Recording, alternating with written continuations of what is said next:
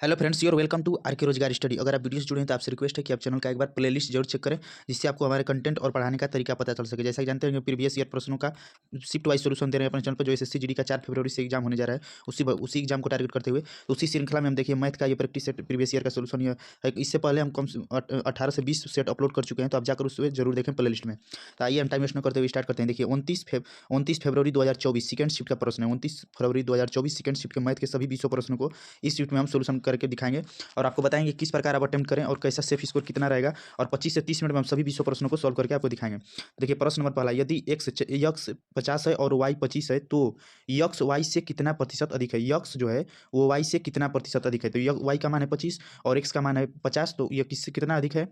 तो यह अधिक है 25। किससे अधिक है, कहा है ना कि वाई से, जिससे कंपेयर किया जाता है उसे नीचे रखते हैं, यानी कि जिससे तुलना करेगा उसे नीचे रखेंगे तभी तो तुलना होगा। तो कह रहा है वाई से कितना अधिक है, तो वाई से देखें कि वाई का मान है 25 और एक्स का मान है 50, यानी 25 अधिक है। तो किससे अधिक है, तो वो है वाई से। और परसेंटेज के लिए 100, परसेंटेज का है 25 से 25 कट जाएगा, यानी 100% इज द राइट आंसर। प्रश्न नंबर दूसरा, एक मिश्रण में पानी और वाइन का अनुपात 7:12 है। किसी कोई मिश्रण है, उसमें जो है पानी और वाइन का जो रेशियो है वो है 7:19। यदि मिश्रण में पानी की तुलना में 12 लीटर अधिक वाइन है, तो देखिए इसमें पानी का मात्रा कितना है, तो पानी का मात्रा है 7 और वाइन का मात्रा है 19। इससे कितना ये रेशियो में अधिक है, तो रेशियो में देख रहे हैं तो 7 से 19 कितना अधिक होगा, यानी कि 12 रेशियो अधिक है। लेकिन कह रहा है कि मिश्रण में पानी की तुलना में 12 लीटर अधिक वाइन है, तो 12 रेशियो का मान हो जाएगा 12 लीटर। तो कहा है कि तो मिश्रण में वाइन की मात्रा कितनी होगी। तो मिश्रण में वाइन की मात्रा कितनी होगी, तो मिश्रण में वाइन की मात्रा यानी कि एक रेशियो का मान हो जाएगा 1 लीटर। एक रेशियो का मान हो जाएगा 1 लीटर। और वाइन की मात्रा कितनी है, तो वाइन की मात्रा है 19 रेशियो। तो एक रेशियो बराबर 19 लीटर, 1 लीटर, तो 19 रेशियो बराबर हो जाएगा 19 लीटर। तो 19 लीटर इसका सही आंसर हो जाएगा। प्रश्न नंबर 2 पे आ जाएंगे। और देखिए इन प्रश्नों का पीडीएफ पाने के लिए आप टेलीग्राम ग्रुप से जुड़ें, जिसका लिंक वीडियो के डिस्क्रिप्शन बॉक्स में है। हम अपने इस चैनल पे प्रीवियस ईयर प्रश्नों का, प्रीवियस ईयर क्वेश्चनों का shift wise math, Hindi, GK, GS, reasoning सभी का दे रहे हैं, तो आप जाकर उसे देखिए रेगुलर। तो देखिए हम खुद 2024 का एग्जाम क्वालिफाई किए, तो देखिए डीबीपीएसटी देंगे तो सब कुछ देखिए आप जाकर वीडियो में देख सकते हैं। यह क्लास आप आर के रोजगार स्टडी यूट्यूब चैनल पर देख रहे हैं, जिसमें प्रीवियस ईयर प्रश्नों का सोल्यूशन दिया जा रहा है। इससे कोई फर्क नहीं पड़ता मेरे दोस्तों कि आप कितने मेहनती और कितने अच्छे हैं। अगर आप गलत जगह पर पार्क होंगे तो आपकी कीमत धूल बराबर होगी। देखिए एक वीआईपी कार है, लेकिन देखिए इसका गलत जगह पर पार्क है तो इसकी कीमत धूल बराबर है। तो आज का समय हार्ड वर्क का नहीं बल्कि स्मार्ट वर्क है, स्मार्ट वर्क का है। तो आज कितने मेहनती, इससे कोई फर्क नहीं पड़ता। आपको अच्छे प्लेटफॉर्म से जुड़ना चाहिए और अच्छे से स्टडी करना चाहिए। और देखिए हम अपने चैनल पे स्ट्रेटेजी का भी वीडियो देते हैं, आप जाकर उसे जरूर देखें। देखिए यदि डी किसी काम का 10% भाग 3 दिन में पूरा कर सकता है।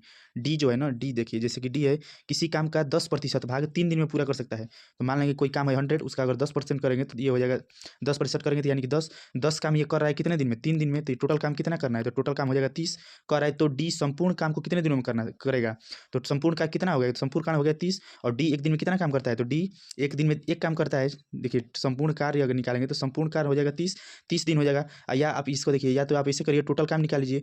टोटल काम के लिए कर दिए 3 × 30 बराबर 30 दिन।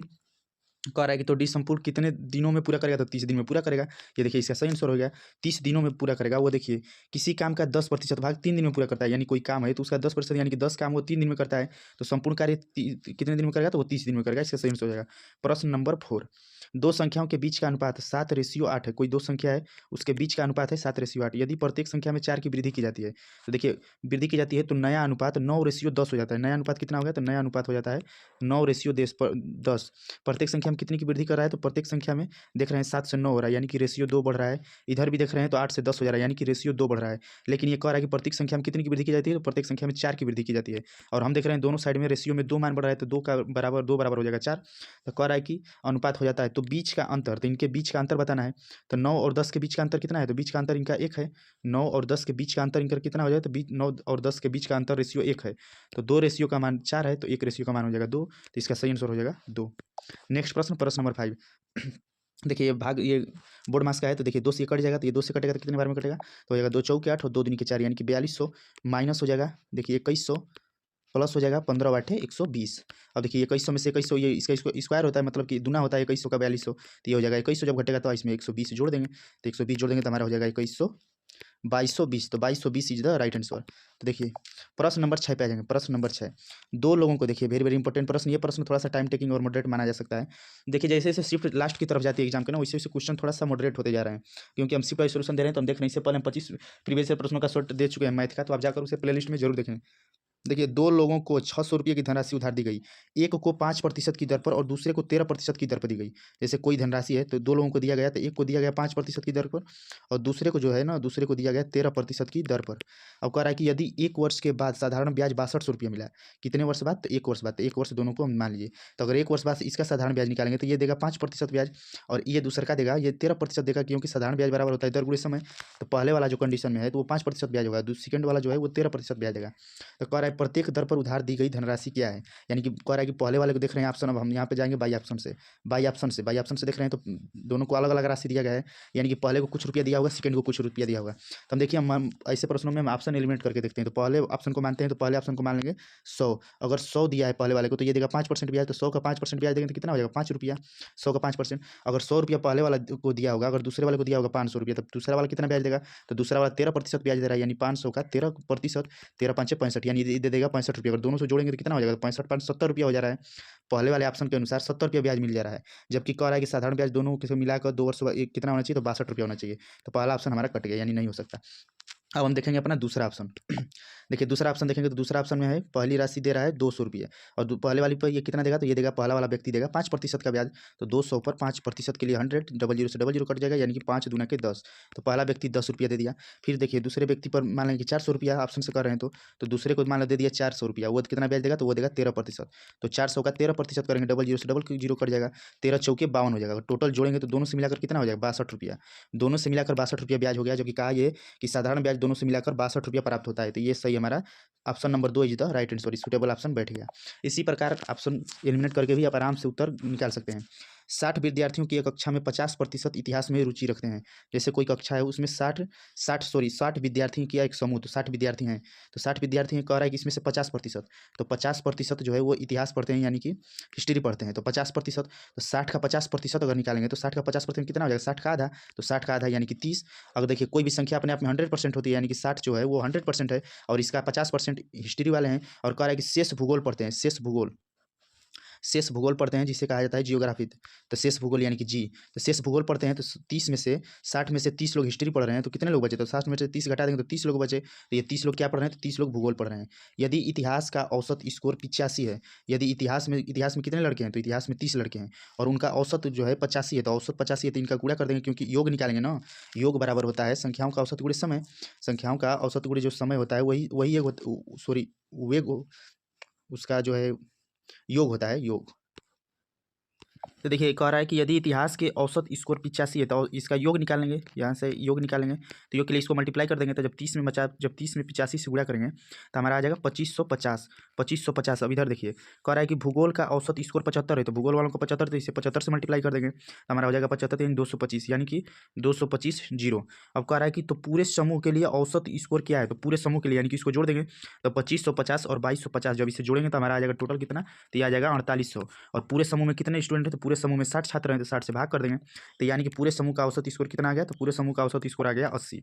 तो 80 is the right answer. Next प्रश्न नंबर 8, यदि कोई रेलगाड़ी अपनी मूल गति से, देखिए प्रश्न नंबर 8 पे आ जाएंगे। यदि कोई रेलगाड़ी अपनी मूल चाल से 6/7वीं चाल से चलती है तो वह स्टेशन 20 मिनट की देरी से पहुंचती है। दूरी तय करने में रेलगाड़ी द्वारा लिया गया सामान्य समय, तो देखिए ये हमारा ट्रिक है और देखिए ट्रिक एकदम 110% ऐसे प्रश्नों में फॉलो होगा। देखिए कह रहा है कि अपनी मूल चाल से कितना चलती है? तो 6/7वीं चाल, यानी इसका मूल जो चाल है वो कितना है? 6, और चलती कितनी है? तो चलती है 7वीं से। तो अब इससे 20 मिनट की देरी होती है, 20 मिनट की देरी होती है। यहाँ पे देख रहे हैं तो कितना देरी हो रहा है? मूल चाल है 6 और चल रही है 7, यानी कि रेशियो में 1 से देरी हो रहा है, 1 का, यानी कि 1 का अंतर है, तो 1 का बराबर हो जाएगा 20 मिनट। तो कह रहा है कि दूरी तय करने द्वारा लिया गया सामान्य समय क्या है? तो यानी कि सामान्य यानी कि इसका मूल, तो मूल कितना था? तो मूल है 6, तो 1 रेशियो का मान है 20, तो 6 रेशियो का मान कितना हो जाएगा?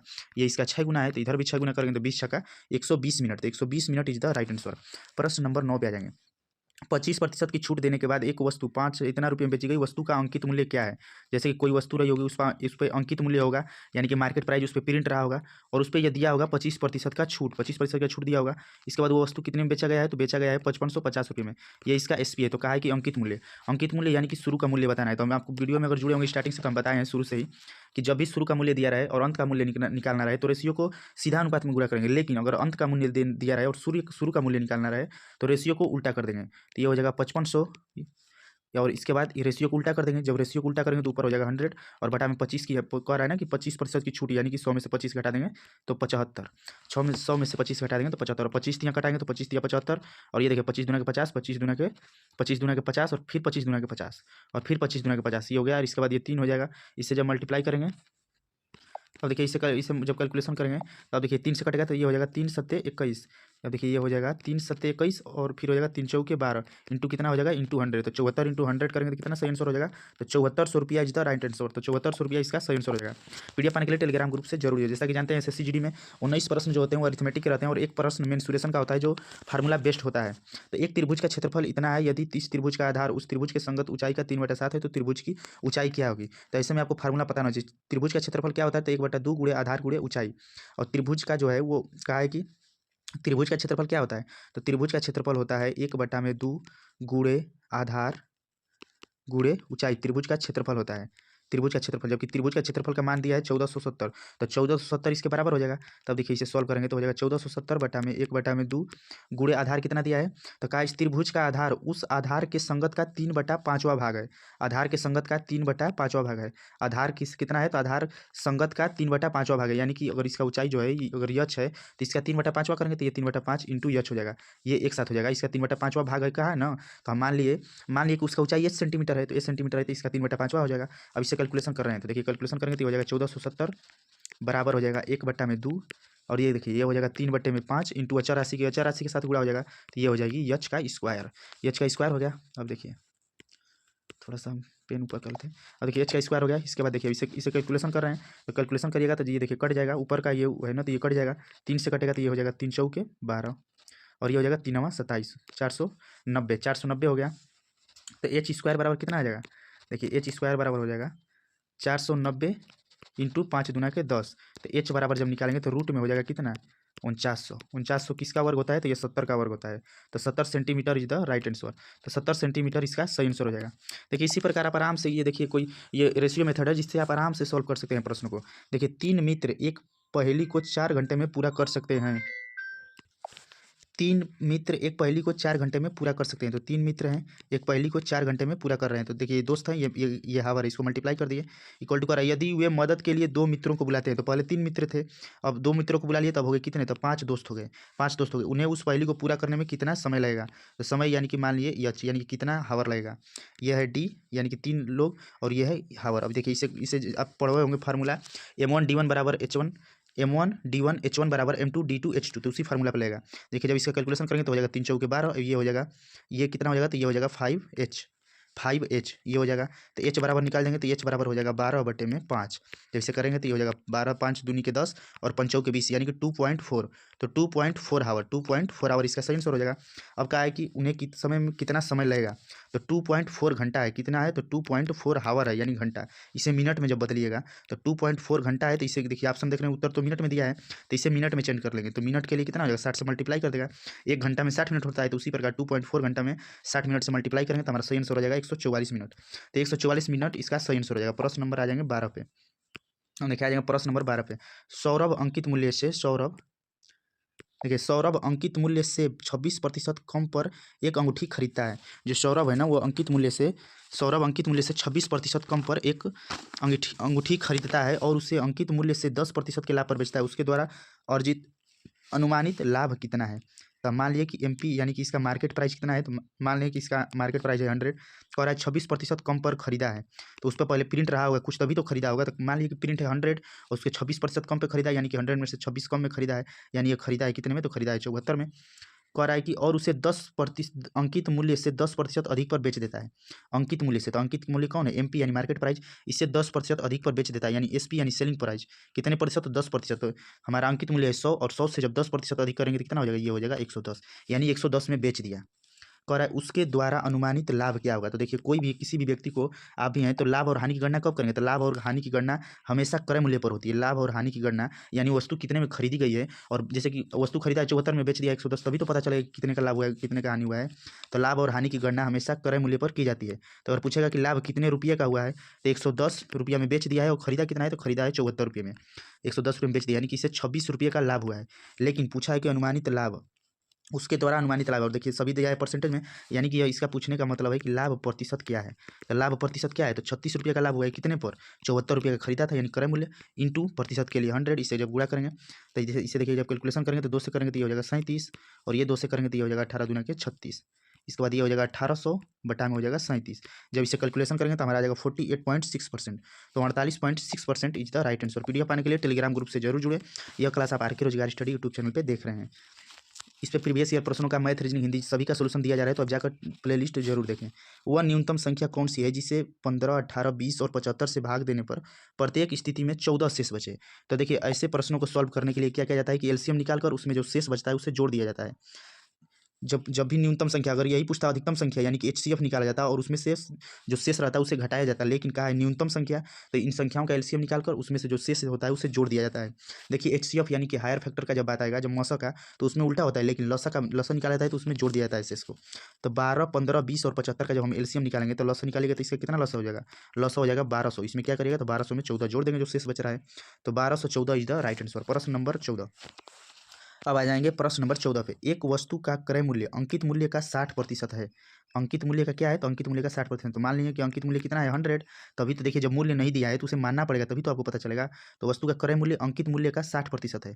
तो अंकित मूल्य है 100, तो इसका 60%, तो 100 का जब 60% निकालेंगे तो कितना आ जाएगा 60, यानी क्रय मूल्य हो जाएगा 60। अंकित मूल्य पर 4% की छूट देने के बाद लाभ कितना होगा। तो छूट कितना दे रहा है, तो 4% का। किस पर दे रहा है, तो कहा है कि अंकित मूल्य पर। तो अंकित मूल्य पर कितना की छूट दे रहा है 100, 4% की। तो अंकित मूल्य है 100 और 100 का 4% छूट करेंगे, तो 100 का जब 4 निकालेंगे 4% छूट करेंगे, यानी कि 100 से 4 कम देगा, यानी कि दे रहा है, यानी कि बेच रहा है कितने में, तो बेच रहा है 96 में। अब एक और है कि छूट देने के बाद लाभ प्रतिशत क्या है, यानी इससे कितने का लाभ हुआ। तो देखिए इससे पहले भी एक प्रश्न आया था, खरीदा है 60 में वस्तु को और बेच दिया कितने में, बेच दिया है 96 में, तो कितने का लाभ हुआ है, तो लाभ हुआ है, कहा है कि लाभ प्रतिशत। अगर रुपया में पूछता तो यहाँ से 36 रुपया आ जाता, लेकिन पूछा है कि प्रतिशत लाभ, तो प्रतिशत लाभ निकालेंगे। तो प्रतिशत लाभ निकालेंगे तो 36 रुपये का लाभ हुआ है, कितने की वस्तु खरीदा था, तो खरीदा था 60 रुपये में। देखिए लाभ हानि की गणना हमेशा क्रय मूल्य पर होती है। 36 रुपया लाभ पर बेच दिया 96 रुपये में, देखिए 60 रुपये की खरीदा था और 96 रुपये में बेच दिया, यानी इससे 36 रुपये का लाभ हो गया। तो 36 बटा में जिस पे खरीदी जाती है यानी 60 इंटू परसेंटेज के लिए 100 किया जाता है। इसे कटाएंगे तो 0 से 0 कट जाएगा, 6 छक्का 36, यानी कि 60% इज द राइट आंसर। तो 60% इसका सही आंसर हो जाएगा। प्रश्न नंबर 15 पे आ जाएंगे। अब देखिए प्रश्न नंबर 15 पे आ जाएंगे, इसे कटाएंगे तो ये देखिए ये हो जाएगा, जब कटाएंगे तो हो जाएगा 14, 14 से इसे कटा रहे हैं तो 14 सत्ते 98 और 14 चौके 56, 14 चौके 56 हो जाएगा। फिर देखिए इसे कटा रहे हैं तो 7 9 63, यानी कि 7 ऊपर हो जाएगा 9 और नीचे हो जाएगा 1। फिर देखिए 5 सत्ते 35, ऊपर हो जाएगा 7 नीचे हो जाएगा 1। फिर देखिए 7 सत्ते 49, 1 हो जाएगा 7 हो जाएगा। अब हम अब इसको सॉल्व कर दिए, छोटा कर दिए, इसके बाद लिख ले रहे हैं। तो 7 बटे में 4, आप मतलब गुणा होता है तो गुणा, ऊपर कितना हो जाएगा, तो ऊपर देखिए ये बटे में दोनों के 1 है, तो चाहे आपको देखिए लिख दे रहे हैं ताकि आपको ज़्यादा समझ में आ जाए। और ये है, इधर क्या है, तो इधर है 1/7। देखिए भाग में 1/7 आया, तो हम जब इसे गुणा में करेंगे ना तो उल्टा कर देते हैं चिन्ह को, तो ये हो जाएगा 7/1। अब देखिए ये ब्रैकेट में है तो इसे ब्रैकेट में रहने देते हैं, इसे ब्रैकेट को सॉल्व कर लेते हैं। तो ब्रैकेट को सॉल्व करेंगे तो हमारा जो हर है वो है 1, तो एक इसका एलसीएम हो जाएगा। इसके बाद ऊपर हो जाएगा 9, ऊपर हो जाएगा ये, तो 9 7 16 हो जाएगा, 9 7 16 हो जाएगा। ये हो जाएगा ऊपर जुट जाएगा, तो 9 7 16 बटा में 1 हो जाएगा, कितना हो जाएगा, तो हो जाएगा 16 बटा में 1। तब देखिए ये हो जाएगा 7 बटा में 4 इंटू 16 बटा में 1 इंटू हो जाएगा 7 बटा में 1। अब देखिए 4 चौके 16, ऊपर कितना आ गया, तो ऊपर आ गया 7 चौक 28 इंटू 7। जब 28 में 7 का मल्टीप्लाई करेंगे तो 196 इज द राइट आंसर। तो 196 हमारा सही आंसर हो जाएगा। पीडीएफ पाने के लिए टेलीग्राम ग्रुप से जरूर जुड़ें। अब देखिए आ जाएंगे प्रश्न नंबर 16 पे। P1, P2 और P3 तीन विद्यार्थी हैं। P1 को P2 से इतना कम मिला और P3 से इतना मिला। देखिए कोई P1 है, फिर P2 है और कोई फिर P3 है। कह रहा है कि यदि P2 को 8160 मिला है, यदि P2 को मिला है 8160, कह रहा है कि P1 को P2 से इतना कम मिला है। P1 को जो है ना वो P2 से 62.5% कम अंक मिला है। तो इसका इससे 62.5% कम करेंगे तो इसका या तो 62.5% निकाल दीजिए, या तो 100 में से 62 घटा के 37.5% निकाल दीजिए। तो हम निकाल दे रहे हैं 37.5%। जब इसे कैलकुलेशन करेंगे तो हमारा आ जाएगा 3060। तो देखिए इसको P2 को मिल गया 3060 और P1 को मिल गया 3060, P2 को मिल गया 8160। तो कह रहा है P3 को कितने अंक मिले, तो P3 को कितने अंक मिले, यानी इसका अगर अंतर करेंगे तो आ जाएगा 5100।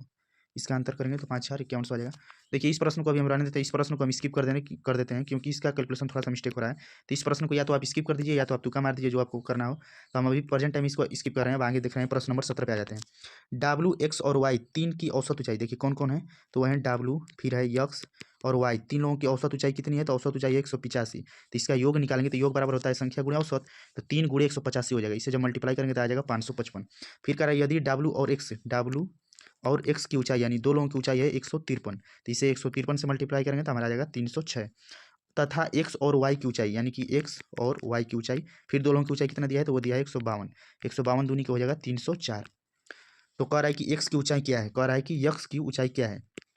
तब देखिए डब्ल्यू एक्स और वाई, तो देखिए यहाँ से जोड़ेंगे तो ये 4 लोग हो गए, और 4 लोगों का कितना है, तो ये देखिए 4 लोगों का है, 4 लोगों का कितना है, तो ये 4 लोगों का है, तो इसको जोड़ दीजिएगा, तो 6 4 10 और 3 3 6, 4 लोगों का जो है औसत ऊंचाई कितनी है, तो 4 लोगों का 610 है। और कहा है कि 3 लोगों का कितना है, डब्ल्यू देखिए डब्ल्यू डबल यक्स और वाई, तीनों लोग 4 लोगों को जब तीनों को जोड़ रहे हैं तो 2 यक्स हो जा रहा है। और इसमें देखिए डब्ल्यू और एक्स यानी 3 लोगों का कितना है योग, 3 लोगों का है 555। तो इसमें से 3 लोगों का घटा देंगे तो 1 लोग यानी कि यक्स का निकल आएगा, तो इसमें से घटाएंगे तो इधर भी तो 555 घटाएंगे, तो 610 में से 555 घटाएंगे तो 55 centimetre is the right answer. ये हमारा सही आंसर हो जाएगा। अब आ जाएंगे प्रश्न नंबर 18 पे। प्रश्न नंबर 18 पे हम आ जा रहे हैं प्रश्न नंबर 18 पे। 20,000 रुपये का मूलधन 9% वार्षिक दर से चक्रवृद्धि ब्याज पर किया गया, 2 वर्ष बाद चक्रवृद्धि ब्याज कितना होगा। राशि कितनी है, तो देखिए राशि को लिख लेते हैं तुरंत ऐसे प्रश्न में। 20,000 रुपया है, 20,000 रुपया है, कितना दिया है, तो दिया है 9% की दर से। कितने वर्षों के लिए, तो कह रहा है 2 वर्ष बाद, यानी कि 2 वर्षों के बाद धनराशि कितनी होगी। देखिए ये नहीं पूछा है कि 2 वर्ष बाद चक्रवृद्धि ब्याज क्या होगा, तो ये पूछा है कि 2 वर्ष बाद धनराशि कितनी मिलेगी। तो ये पी यानी कि मूलधन दिया है, तो मूलधन में ब्याज जोड़ दीजिएगा तो मिश्रधन निकल आएगा। तो हम यहाँ से निकाल रहे हैं पहले साधारण CI चक्रवृद्धि ब्याज की बात हो रही है, कहा है ना चक्रवृद्धि ब्याज वार्षिक रूप से, अगर कहता है अर्धवार्षिक रूप से है तो दर को आधा कर देते हैं और समय को दुगुना कर देते हैं, लेकिन कोष्टक में लिखा है वार्षिक है तो वार्षिक है। और देखिए 2 वर्ष का चक्रवृद्धि ब्याज निकालने के लिए क्या किया जाता है, पहले पॉइंट लगाकर दर का गुणा किया जाता है और 2 डिजिट को सिर्फ लिखा जाता है। इसके बाद जो डिजिट बच जाता है उसे दर के साथ समय का गुणा करके, यानी फार्मूला अगर आप लिखना चाहते हैं तो लिख सकते हैं RT × R²। तो देखिए जब R स्क्वायर करेंगे तो R यानी दर कितना है 9, 9 का स्क्वायर करेंगे तो हो जाएगा 81, तो पॉइंट हो जाएगा 81.81। इसके बाद एक बार इसका वर्क कर दिया दर का, एक बार दर और समय का गुणा करेंगे तो 9 दूना के 18। तो इसका चक्रवृद्धि ब्याज कितना आ जाएगा, तो चक्रवृद्धि ब्याज आ जाएगा 18.81%। इसका आ जाएगा चक्रवृद्धि ब्याज। तो राशि कितनी है, तो राशि है 20,000, 20,000 राशि है। यहाँ चक्रवृद्धि ब्याज कितना है, तो चक्रवृद्धि ब्याज है 18.81%। के लिए 100 और ये दशमलव को बीच में से हटा देंगे तो डबल जीरो नीचे डाल देंगे। इसके बाद देखिए 4 जीरो से 4 जीरो कट जाएगा, तब ये हो गया 2 × 1881। जब 2 में 1881 का गुणा करेंगे तो हमारा आ जाएगा 3762। 3762 क्या है, ये CI यानी कि चक्रवृद्धि ब्याज है। राशि कितनी थी, तो राशि थी 20,000 रुपया और चक्रवृद्धि ब्याज उससे कितना मिल गया, तो ब्याज मिल गया 3762 रुपया। तो कह रहा है कि उसे बाद में धनराशि अगर आप बैंक में जैसे कि आप जमा किए चक्रवृद्धि ब्याज पर कोई राशि, तो आप बैंक में 20,000 रुपया जमा कर दिए और आपको ब्याज उस पर मिल गया 2 वर्षों का 9% की दर से 3762 रुपया। तो उसे आपको जब बैंक से पैसा निकालेंगे तो आपको कितना मिलेगा, तो आपको जो राशि जमा किए थे, तो राशि कितना जमा किए थे, तो राशि हम जमा किए थे 20,000, उसके साथ हमारा ब्याज भी तो मिलेगा 9% की दर से 2 वर्ष का, तो ब्याज कितना मिलेगा, तो ब्याज मिलेगा 3,762 रुपया। जब हम इसे जोड़ देंगे तो हमारा हो जाएगा 23,762। तो 23,762 रुपये कह रहा है ना कि 2 वर्ष बाद वह धनराशि कितनी हो जाएगी, तो धनराशि हो जाएगी 23,762। देखिए इसी प्रकार आप आराम से प्रश्नों को सॉल्व कर सकते हैं। अब देखिए जब इसे हम मल्टीप्लाई करेंगे, भाग कर रहे हैं, तो ये देखिए 5 × 40, इधर कितना आ जाएगा, तो ये हो जाएगा 5 × 40 और 5 × 15। फिर देखिए अब देखिए ये है -44 × 2 बटे में है भाग, यानी कि 8 + 53। अब देखिए 2 से कटाएंगे, 2 चौके 8 और 2 से हो जाएगा 11, यानी कि हमारा हो जाएगा 83 - 11 + 53। तो 83 में 53 जोड़ के 11 घटा देंगे तो हमारा आ जाएगा 125। तो 125 इज द राइट आंसर। एक वस्तु, प्रश्न नंबर 20, एक वस्तु का क्रय मूल्य 440 रुपया है। एक वस्तु है जिसका क्रय मूल्य यानी कि CP लिख लिए कितना है, तो CP है 440 रुपया।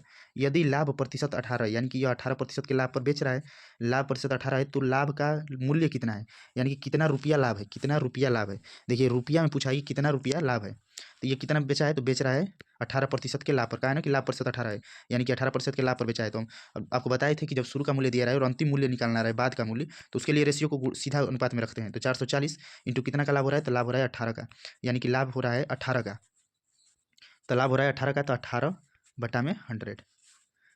अब इसे डबल जीरो से इसे कैलकुलेशन करेंगे तो ये 1 0 से 1 0 कट जाएगा, 2 पंचे 10 हो जाएगा और ये हो जाएगा 2 से 22 हो जाएगा। फिर इसे 5 से कटाएंगे तो ये हो जाएगा 22 × 18, 22 × 18 बटे में 5। फिर इसे कटाएंगे तो ये हो जाएगा 5 के 20, 5 के 20, यानी कि 18 × 44, 18 × 44 यानी कि 4.4 × 18 जब करेंगे तो हमारा आएगा 79.2 रुपया। और रुपया में पूछा, अगर प्रतिशत में पूछता है ना, तो प्रतिशत में तो 18% दिया है, तो इसका रुपया में कितना होता है 79.2 रुपया। अब देखिए हम आ जाएंगे प्रश्न नंबर 20 पेज नंबर 20 पे। देखिए हम आपको बता दे रहे हैं एक चीज़ यहाँ पे, तो देखिए अगर आप मैथ के प्रश्नों को सॉल्व करते हैं तो आपको 25 मिनट में मैथ के प्रश्नों को सॉल्व करना होगा। और देखिए मैथ में आप अगर उत्तर प्रदेश से बिलोंग कर रहे हैं तो अगर मैथ में आप 20 में 19 प्रश्न कम से कम आप सही करिए, रीजनिंग में आपको 20 में कम से कम 19 प्रश्न सही करिए, और हिंदी में आपको 20 में कम से कम 19 प्रश्न सही करना होगा, और जीके में आपको 20 में कम से कम 13 प्रश्न सही करना होगा। इस प्रकार आपके 70 प्रश्न सही हो जाएंगे बिना निगेटिव के, यानी निगेटिव काट कर 70 प्रश्न अगर आपके सही हो जाते हैं, जिससे 2 से मल्टीप्लाई करेंगे तो 140 नंबर आपका हो जाएगा, और कम से कम 15 से 20 नंबर का आपको नॉमिनेशन मिल जाएगा। तो इस प्रकार आप 155 नंबर के आसपास जा सकते हैं। जो बिल्कुल 110% सेफ स्कोर होगा। लेकिन अगर आप मिनिमम अगर पूछेंगे कि मिनिमम आपको कितना क्वेश्चन अटेम्प्ट करना होगा, तो मिनिमम आपको मैथ में 18 प्रश्न सही करने होंगे, रीजनिंग में आपको कम से कम 19 प्रश्न सही करने होंगे, जो सही किए जा सकते हैं आराम से, और हिंदी में भी 19 प्रश्न सही किए जा सकते हैं। हमारे खुद के सही हैं, आप जाकर प्ले लिस्ट में वीडियो देख सकते हैं। इससे जब हम काउंट करेंगे तो हमारा आ जाएगा 68। और इसके बाद देखिए, अगर इतना प्रश्न आप मिनिमम की बात करें, अगर मिनिमम पे इतना प्रश्न सही करें तो और प्रश्नों को तुक्का मार दीजिए। तुक्का मारेंगे तो ये मान लीजिए इतने प्रश्न आपके गलत हो जाएंगे, कितने, तो 12 प्रश्न गलत हो जाएंगे। अगर आपके 68 प्रश्न सही हुए हैं तो एक प्रश्न 2 नंबर का है, तो आपको जोड़ेंगे तो ये हो जाएगा 8 दूना के 16 और 8 दूना के 16 117, 176 नंबर, सॉरी 8 दूना के 16 और 6 दूना के 12 1 13, 136 नंबर आपका बन गया। और इसके बाद 1/8 की निगेटिव मार्किंग है, तो 12 का 1/8 करेंगे तो ये हमारा हो जाएगा 1.5 नंबर आपका कट जाएगा। तो 1.5 नंबर इसमें से कट जाएगा, तो 176 में से 1.5, 176 आपका आ गया ना नंबर, 8 गुना के 16 और सॉरी 136, तो 136 में से 1.5 नंबर आपका कट जाएगा। 136 आ गया, 136 में 1.5 नंबर आपका कट जाएगा, यानी कि 134.5 नंबर हो जाएगा। अगर आपको भी 15 नंबर का एडमिशन मिला तो इस हिसाब से आप 150 नंबर के आसपास आराम से जा सकते हैं। तो मिनिमम आपको उत्तर प्रदेश से है तो इतना अटेम्प्ट करना होगा, लेकिन 110% सेव रहने के लिए आपको ये अटेम्प्ट रखना होगा। और आप हमारे चैनल के प्ले लिस्ट से जाकर जुड़े, वहाँ पर हम इतना स्पीड और यही सब दिखाते हैं, तो आप जाकर देखकर वहाँ से आराम से सही कर सकते हैं।